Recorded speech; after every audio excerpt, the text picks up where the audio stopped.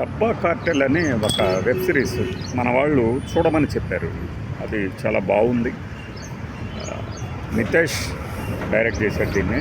అంటే జ్యోతిక, షబానా ఆజ్మీ, ఈ జల్జల్ రావో ఎవరో మరి ఇంకొక ఆయన, జిషు సేన్గుప్తా, జిష్ణు సేన్గుప్తా, అంజలి, మనకి అర్జున్ రెడ్డిలో హీరోయిన్ శాలిని పాండే, వీళ్ళందరూ ఉన్నారు. ఈ మొత్తం ఫస్ట్ సిరీస్లో నేను మొదటి ఎపిసోడ్ చూశాను. అంటే మనకి ఈ మధ్యలో ప్రియమణి చేసినటువంటి కొన్ని సిరీస్లు ఉన్నాయి. సత్యభామ కానీ, ఆ తర్వాత ఇంకొంతమంది చేసినవి ఉన్నాయి. ఇవన్నీ ఏంటంటే ఉమెన్ ఓరియంటెడ్ థ్రిల్లర్స్ తీస్తే ఎలా ఉంటుంది, ఎక్కువ మందిని రీచ్ అవుతుంది కదా.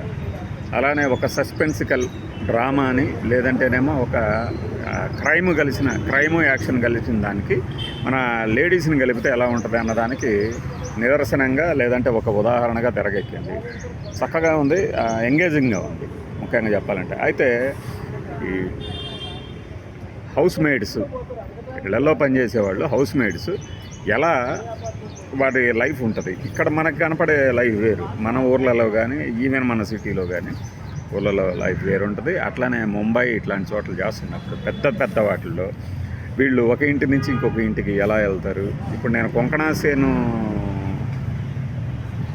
ఒక వెబ్ సిరీస్ చేశారు. ఆమె అందులో వాళ్ళ ఇంటికి వచ్చే పని మనిషి ఒక పని చేస్తూ పట్టుబడుతుంది, చూస్తుంది. ఈమె చూసి ఏం చేస్తుందంటే రోజు చూసి ఎంజాయ్ చేస్తూ ఉంటుంది. అది చేసి ఆ తర్వాత అది ఆమె గమనించేసరికి పని మనిషిని తొలగిస్తుంది పని నుంచి.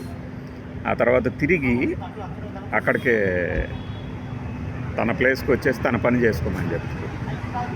అలాంటి ఒక సస్పెన్సికల్ స్కెప్టికల్ డ్రామాలని, ఇదైతే ప్యూర్గా క్రైము, మధ్యలో కొంచెం చిన్న కామిక్ టింజ్ ఇవన్నీ ఉన్నవి.